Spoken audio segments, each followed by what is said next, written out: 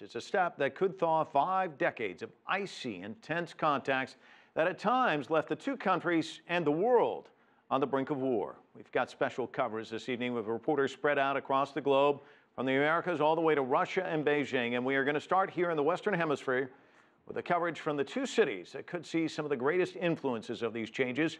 Arnitza Soledad Perez is standing by in Miami's Little Havana neighborhood, a place where many Cuban exiles call home. But our coverage will begin with Michael Voss, who's in Havana.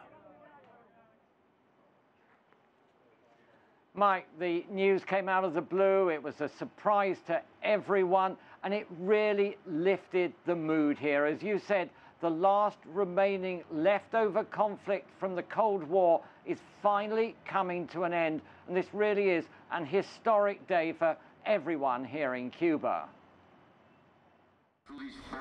Havana ground to a halt at noon on Wednesday.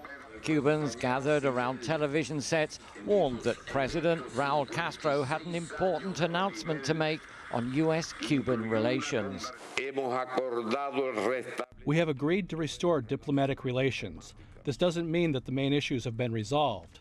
The economic, financial, and commercial embargo, which has caused enormous human and economic damage to our country, needs to end. Many were stunned and then delighted at the historic news that relations with their long-term enemy across the Straits of Florida was finally about to change. This was a good announcement, good one indeed, and very positive, as he is right when he says Cuba and the U.S. have to learn to get along despite our differences. Now that the decision is taken, it is easier to look at other problems, like opening dialogue. This is the first step. It opens the possibility to move forward and to do more things. But the news that brought the biggest reaction was that the 3 remaining Cuban intelligence agents who'd spent more than 15 years in U.S. jails had returned home in exchange for Cuba's American prisoner, Alan Gross. The Cuban 5, as they're known, are national heroes. The other 2 men were previously released. For President Raul Castro, this is a major coup. The Cubans have been campaigning internationally for years to secure their release.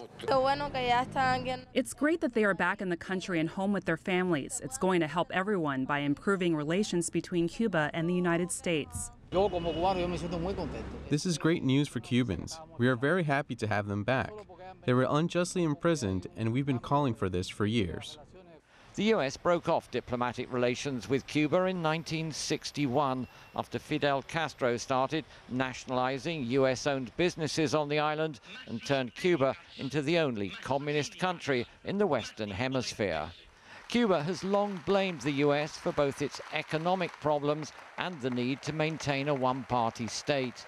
Now, everyone is waiting to see what further changes this historic initiative might bring.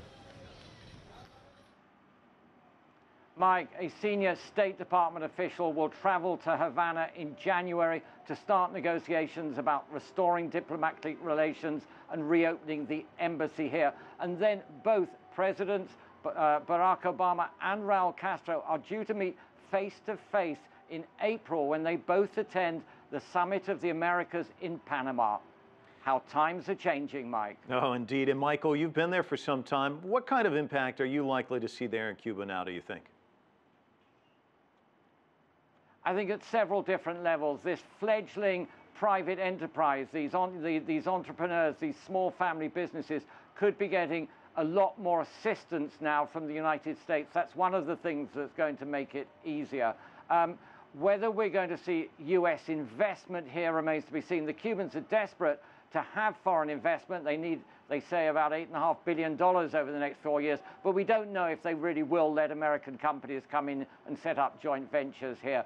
And then some things like the internet. The Cubans really are desperate to get proper access to the internet, and this may help. Finally, we're likely to see lots more American tourists here, and under these new rules, they'll be able to take cigars and Cuban rum back with them to the United States. Michael Voss there for us live in Havana. We'll be checking back in with him later in the broadcast as well. Now